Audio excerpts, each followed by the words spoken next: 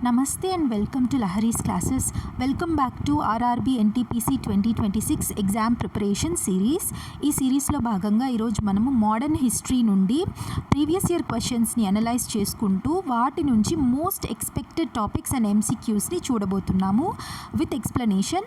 నేను ఈ previous year questions అంతా కూడా ఆల్మోస్ట్ 48 షిఫ్ట్స్ నుంచి మొత్తం పేపర్స్ అనలైజ్ చేసి వాటి నుంచి ఈ క్వశ్చన్స్ అన్నీ ఇక్కడ తీసుకొని వచ్చాను. ఇక్కడ 25 క్వశ్చన్స్ వరకు వచ్చాయి.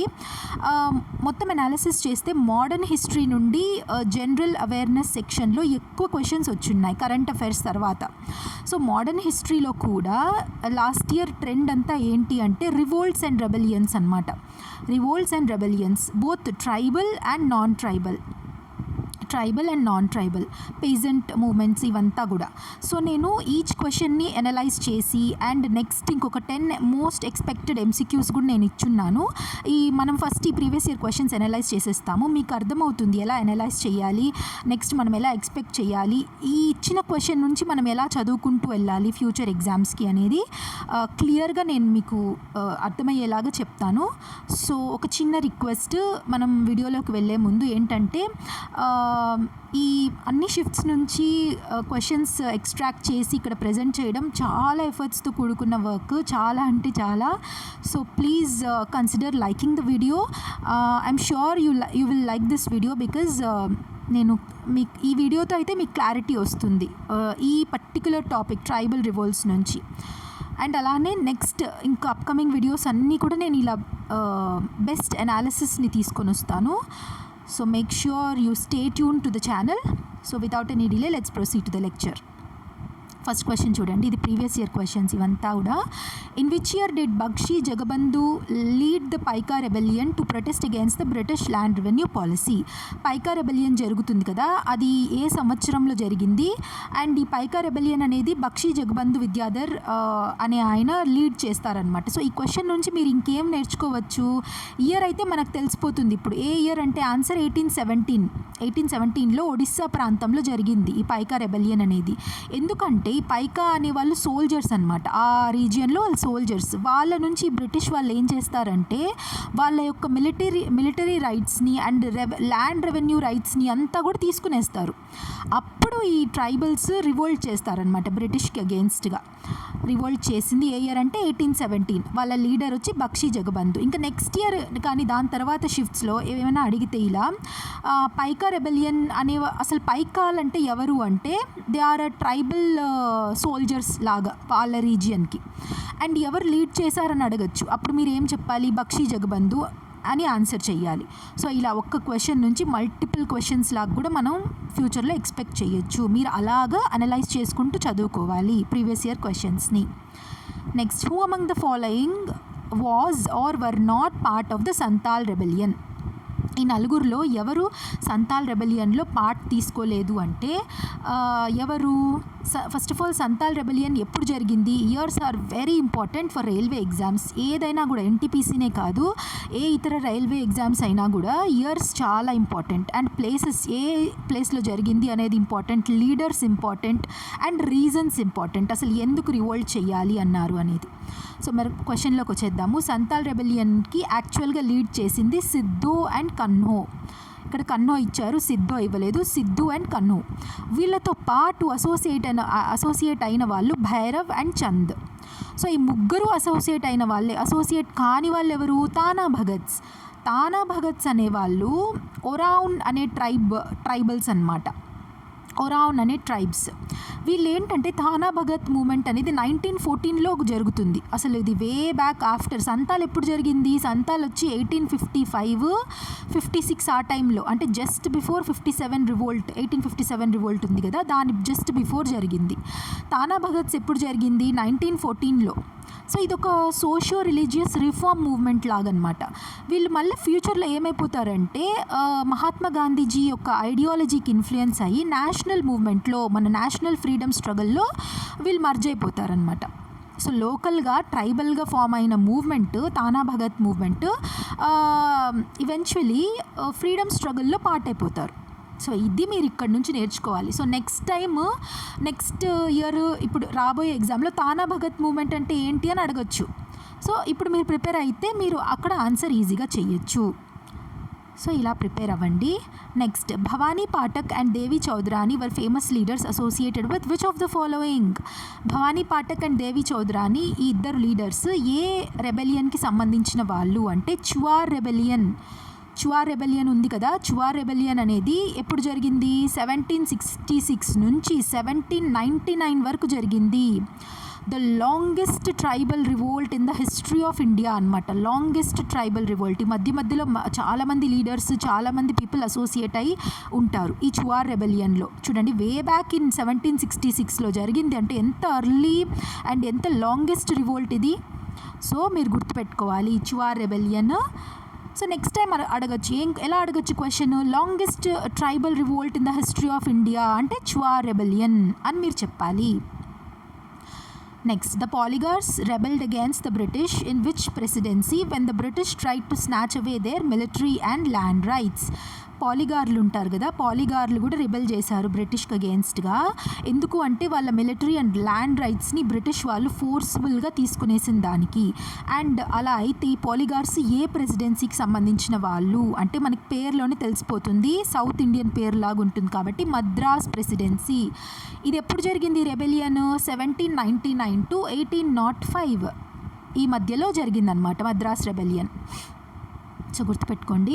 Next, which policy of the British greatly affected the tribal land holding patterns and led to widespread discontent among the tribes thereby fuelling rebellions? ఈ ఫాలోయింగ్లో ఏ ల్యాండ్ హోల్డింగ్ ప్యాటర్న్ ఈ బ్రిటిష్ వాళ్ళు చేసిన ఒక policy వల్ల tribes revolt చేయాల్సి వచ్చింది అంటే ఇంకెందుకు? ఏ లాస్ వల్ల? Forest loss and land settlements. పాపం ట్రైబల్స్ వాళ్ళేదో వాళ్ళ ఫారెస్ట్లో వాళ్ళు ఆ నేచర్ ఇచ్చే ప్రొడ్యూస్ని తీసుకొని ఏదో వాళ్ళ జీవనం సాగిస్తూ ఉంటే ఈ బ్రిటిష్ వాళ్ళు వచ్చి ల్యాండ్ సెటిల్మెంట్స్ని వాళ్ళని ఖాళీ చేపించేసి అక్కడ కమర్షియల్ క్రాప్స్ వేయడము, ఫారెస్ట్ లాస్ తీసుకొని వచ్చి ఆ ట్రైబల్స్ పైన స్ట్రిక్ట్ పనిష్మెంట్స్ ఇంపోజ్ చేసి బేసిక్ ఫారెస్ట్ ప్రొడ్యూస్ని కూడా వాళ్ళు తీసుకొని ఇవ్వకుండా చేయడము, ఇలాంటివంతా చేయడం వల్లనే ఈ ట్రైబ్స్ రివోల్ట్ చేశారు. And this is the reason. Next, which of the following can be considered as an immediate cause of the సన్యాసి రెబెలియన్? సన్యాసి రెబెలియన్కి ఇమీడియట్ కాజ్ ఏది అని చెప్తాము అంటే సన్యాసి రెబెలియన్ ఫస్ట్ ఆఫ్ ఆల్ ఎప్పుడు జరిగింది? సన్యాసి రెబెలియన్ 1763 ఆ టైంలో స్టార్ట్ అయ్యింది. 1800 వరకు అలా జరుగుతూనే ఉన్నిందనమాట. 1763 నుంచి లేట్ 18th century వరకు మొత్తం బెంగాల్ రీజియన్ అంతా కూడా. సో ఏది ఇమీడియట్ కాజ్ అంటే restrictions imposed by the British upon pilgrims visiting holy places among both Hindus and Muslims. ఈ హిందూస్ అండ్ ముస్లిమ్స్లో కూడా ఫకీర్స్ అండ్ లాగా ఉంటారు కదా, సెయింట్స్ అండ్ సన్యాసీస్.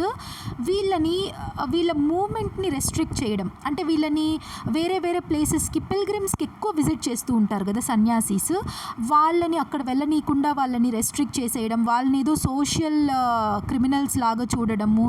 వాళ్ళు ఇప్పుడు భిక్షకు వస్తూ ఉంటారు మన హిందూయిజంలో కానీ ఎక్కడైనా కూడా భిక్ష తీసుకోవడానికి, అలా కూడా వెళ్ళనీయకుండా చేసేయడము, ఈ అన్నిటిపైన వాళ్ళు బ్రిటిష్ వాళ్ళు ఇంపోజ్ చేస్తారనమాట. So that is the immediate cause of Sannyasi rebellion. గుర్తుపెట్టుకోవాలి. Next, which of the following movements though initially religious in nature later evolved into a peasant movement under the leadership of Dudu Miyan son of Haji Shariatullah? Dudu Miyan యొక్క leadership నుంచి ఏది first religious మూమెంట్గా start అయ్యి peasant మూమెంట్గా turn అయిపోయింది అంటే ఏ మూమెంట్? ఫరేజీ మూమెంట్. ఫరేజీ మూమెంట్ అనేది ఇనిషియల్గా రిలీజియస్ ఇన్ నేచర్ అనమాట. అంటే ఏంటంటే ఇస్లామిక్ రిలీజియన్లోనే రీఫార్మ్స్ తీసుకురావడానికి స్టార్ట్ అయిన మూమెంట్ ఇది. ఏ ఇయర్లో? 1819 ఆ టైంలో. 1819 ఇయర్స్ చాలా ఇంపార్టెంట్. నేను చెప్తున్న ఇయర్స్ అన్నీ కూడా గుర్తుపెట్టుకోండి, మీకు రివైజ్ అవ్వాలి. మీకు టక్కని ఫరైజీ మూవ్మెంట్ అంటే గుర్తొచ్చేయాలి. ఏ ఇయర్? 1819 గుర్తొచ్చేయాలి. ఇనిషియల్గా ఎలా ఫామ్ అయింది ఫరైజీ మూవ్మెంట్? ఇస్లామిక్ రీఫార్మ్ మూమెంట్గా స్టార్ట్ అయ్యి లేటర్ పాయింట్ ఆఫ్ టైంలో స్ట్రాంగ్ పీజెంట్ మూమెంట్గా అయిపోతుంది. అంటే ఫార్మర్స్ బ్రిటిష్కి అగేన్స్ట్గా వాళ్ళ ఒప్రెసివ్ ల్యాండ్ పాలసీస్ పైన రివోల్ట్ చేస్తూ స్ట్రాంగ్ పెజెంట్ మూమెంట్గా అయిపోతుంది అనమాట Faraizi movement. Next, which of the following tribal communities was primarily involved in the Chuar rebellion in the Jungle Mahals region. Jungle Mahals region Bengal ఆ సైడ్ ఉంటుంది. సో ఈ చువా రెబెలియన్ ఇంతకుముందు చెప్పాను కదా, చువా రెబెలియన్ గురించి కొన్ని ఫ్యాక్ట్స్ కూడా చెప్పాను. సో ఏ ట్రైబల్ కమ్యూనిటీస్ ఇన్వాల్వ్ అయ్యింది అంటే చువార్స్ని కూడా భూమ్జీస్ అని కూడా అంటారు. భూమిజ్ అని ఒక దగ్గర అంటారు, భూమ్జీ అని ఒక దగ్గర అంటారు. ఏదైనా ఈ ట్రైబ్స్ ఒకరే అనమాట. సో ఆ ట్రైబ్ ఎవరు అంటే Bhumij or Bhumij. Next, Nagara uprising, a significant peasant rebellion that occurred in the Nagar province, present day Shivamogga district of the Mysore kingdom. ఎప్పుడు ఈ రెబెలియన్ జరిగింది అంటే 1798 అండ్ 99 ఆ మధ్యలో నగారా అప్రైజింగ్. సో నగారా అప్రైజింగ్ అనేది ఎక్కడికి సంబంధించింది? మైసూర్ ప్రావిన్స్లోకి సంబంధించిన రెబెలియన్ అనమాట. ఏ ఇయర్లో జరిగింది? 1798 నుంచి 99 వరకు. It is a peasant rebellion, అంటే ఫార్మర్స్ రివోల్ట్ చేస్తారు. What role did the Dikus play in igniting early tribal revolts of India? అసలు దిక్కూస్ అంటే ఎవరు?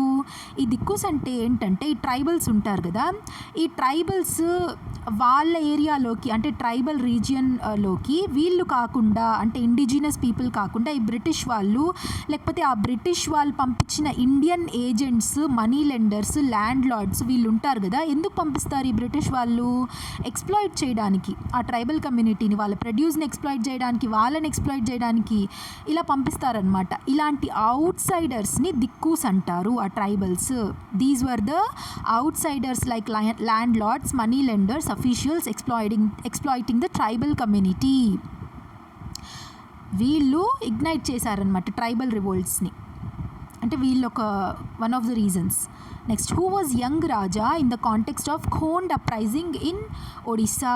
ఖోండ్ అప్రైజింగ్ ఎక్కడ జరిగింది? ఒడిస్సాలో. చూడండి, క్వశ్చన్లోనే ఎన్నో ఫ్యాక్ట్స్ ఉంటాయి. So each question is very important.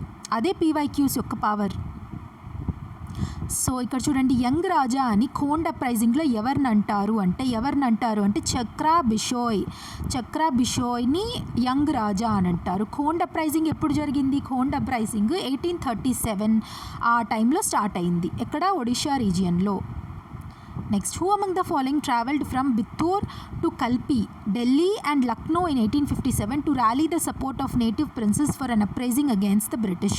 మనకి 1857 రివోల్ట్ అవుతుంది కదా బ్రిటిష్కి అగేన్స్ట్గా. సో ఎవరు బిత్తూర్ టు కల్పి, ఢిల్లీ, లక్నో వరకు ట్రావెల్ చేశారు?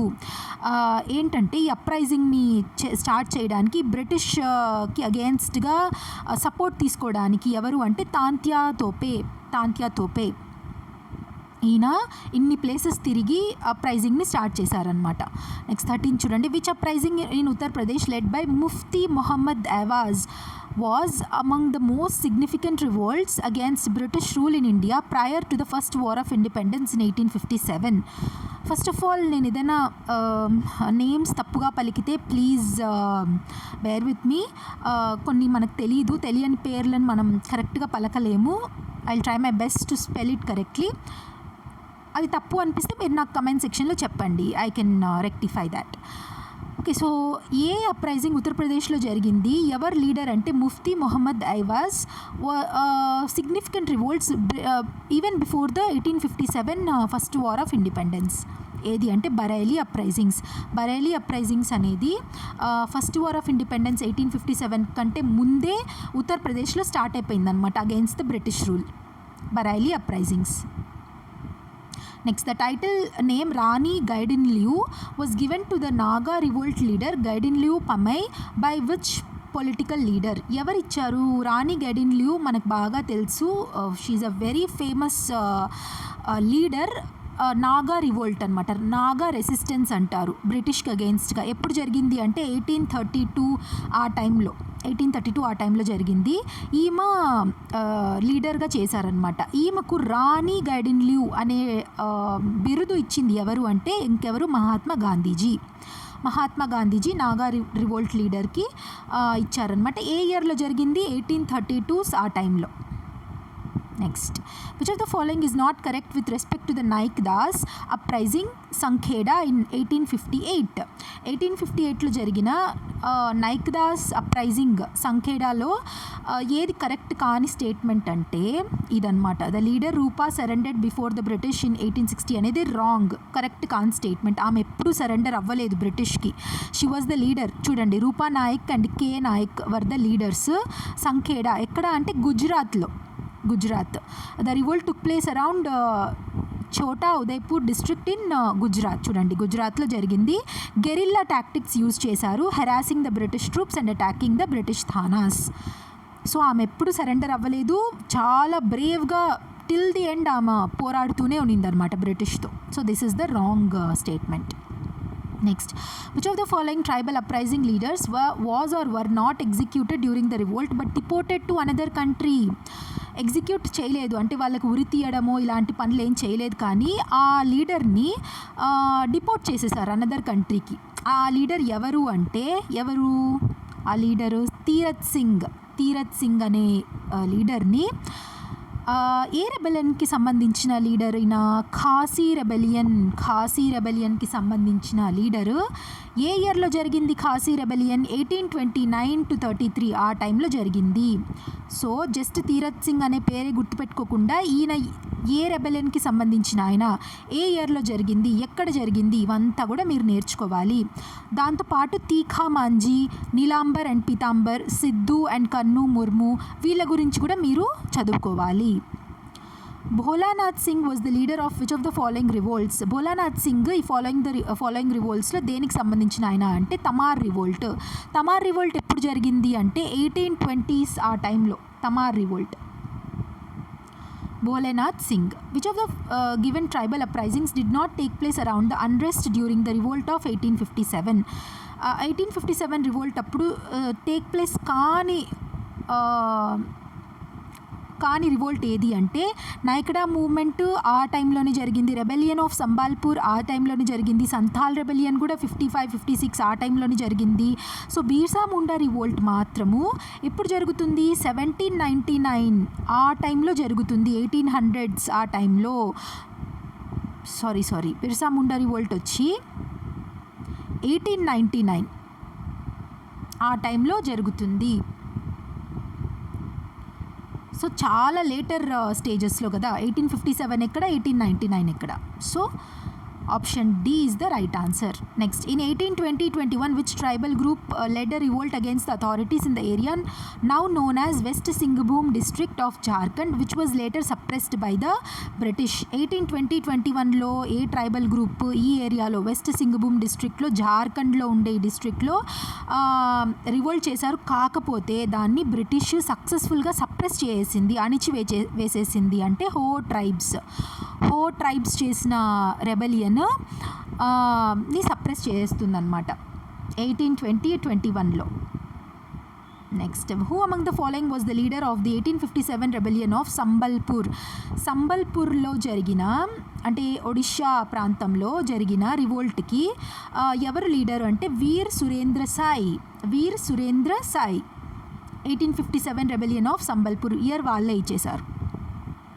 Next, who among the following spearheaded an active non-cooperation movement famously known as the Barasat Rebellion against the British indigo planters?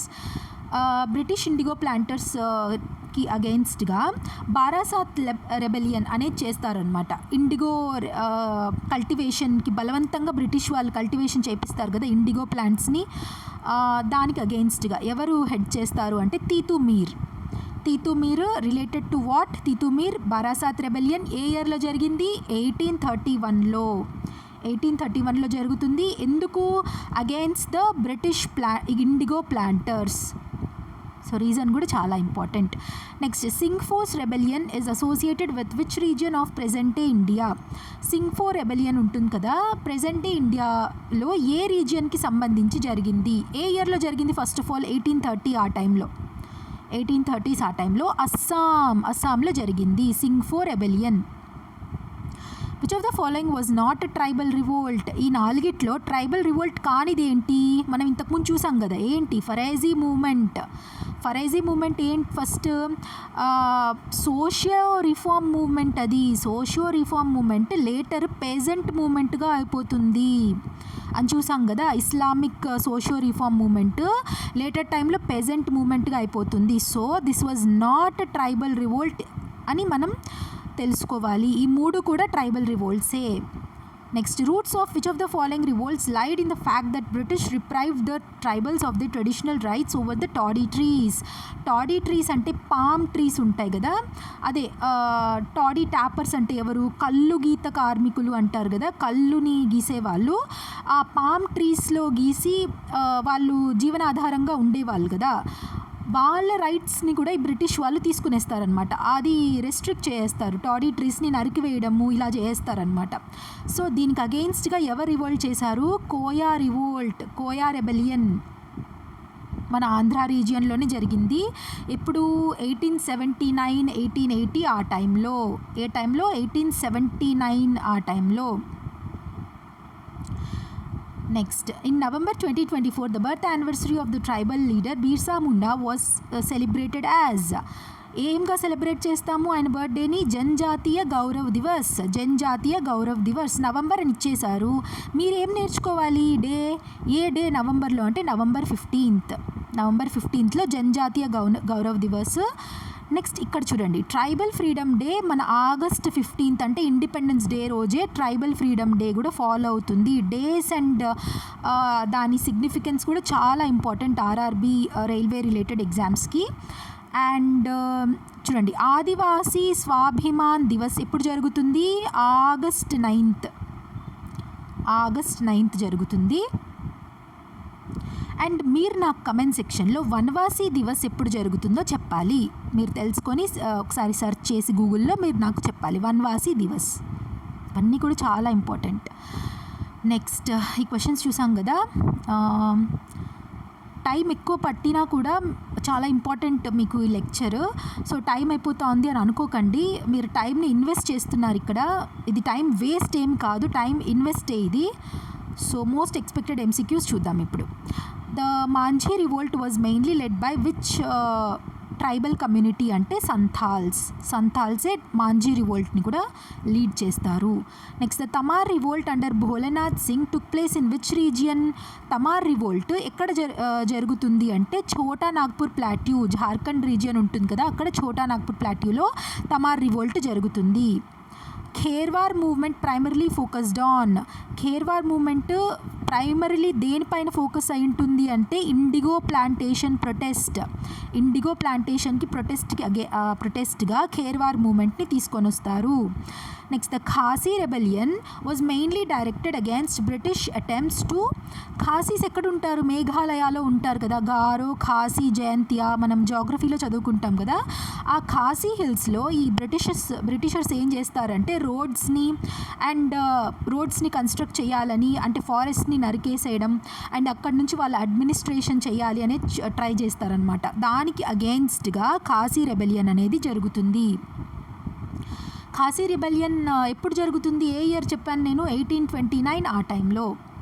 Next, the Kol rebellion of 1831-32 was mainly against. Kol rebellion మెయిన్గా దేనికి అగెయిన్స్ట్గా అంటే zamindars and money లెండర్స్కి అగెయిన్స్ట్గా చేస్తారు Kols. Next, the Bhil rebellion was a response to British policies after the defeat of.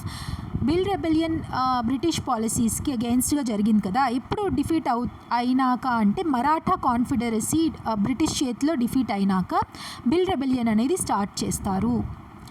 Next, the Santhal uprising aimed primarily at ending the oppression of. Santhal rebellion ఎందుకు start అయింది అంటే oppression zamindars and money lenders వాళ్ళ నుంచి ఎక్కువ revenue వాళ్ళు ప్రెషరైజ్ చేసి forms నుంచి ఏం రెవెన్యూ రాకపోయినా కూడా బలవంతంగా హై రెవెన్యూ ఇంపోజ్ చేయడము, దాన్ని ఫార్మర్స్ నుంచి కలెక్ట్ చేసే టైంలో వాళ్ళని సివియర్గా టార్చర్ చేయడము, దీనికి అన్నిటికీ అగెయిన్స్ట్గా సంథాల్ అప్రైజింగ్ అనేది జరుగుతుంది. సంథాల్ అప్రైజింగ్ ఎప్పుడు జరుగుతుంది, 1855-56 ఆ మధ్యలో. Very important Santhal rebellion. Next, the indigo rebellion of Bengal took place mainly during 1859 and 1860 indigo rebellion 1859-60స్లో బెంగాల్లో టుక్ ప్లేస్ అవుతుంది. ఇండిగో ప్లాంటర్స్కి అగెయిన్స్ట్గా బ్రిటిష్ వాళ్ళు బలవంతంగా ఇండిగో ప్లాంటేషన్ చేయమంటారు కదా, దానికి అగెయిన్స్ట్గా ఫార్మర్స్ ప్రొటెస్ట్ చేస్తారనమాట. Next the Paika rebellion broke out mainly due to, Paika rebellion ఎందుకు బ్రోక్అవుట్ అయ్యింది నేను ఆల్రెడీ చెప్పాను కదా. పైకాస్ అంటే ఎవరు, ట్రైబల్ సోల్జర్స్ అనమాట. వాళ్ళు సోల్జర్స్ ఒడిషా ఆ రీజియన్లో. సో వాళ్ళ యొక్క మిలిటరీ రైట్స్ని, ల్యాండ్ రైట్స్ని ఇవంతా కూడా ఈ బ్రిటిష్ వాళ్ళు లాక్కునేస్తారు. సో దానికి అగెయిన్స్ట్గా రెబెలియన్ స్టార్ట్ అవుతుంది. సో రీజన్ ఏంటి, loss of military service and land grants. Next the Koya rebellion was largely caused by British control over. Koya rebellion ఎందుకు నేను చెప్పాను కదా ఎందుకు స్టార్ట్ చేశారు, ఈ టాడీ ట్రీస్ని కొట్టేయడం వల్ల, వాళ్ళ యొక్క జీవనాధారాన్ని బ్రిటిష్ వాళ్ళు లాక్కునేయడం వల్ల. సో యూజువలీ రీజన్ ఏంటి, ఫారెస్ట్ అండ్ షిఫ్టింగ్ కల్టివేషన్.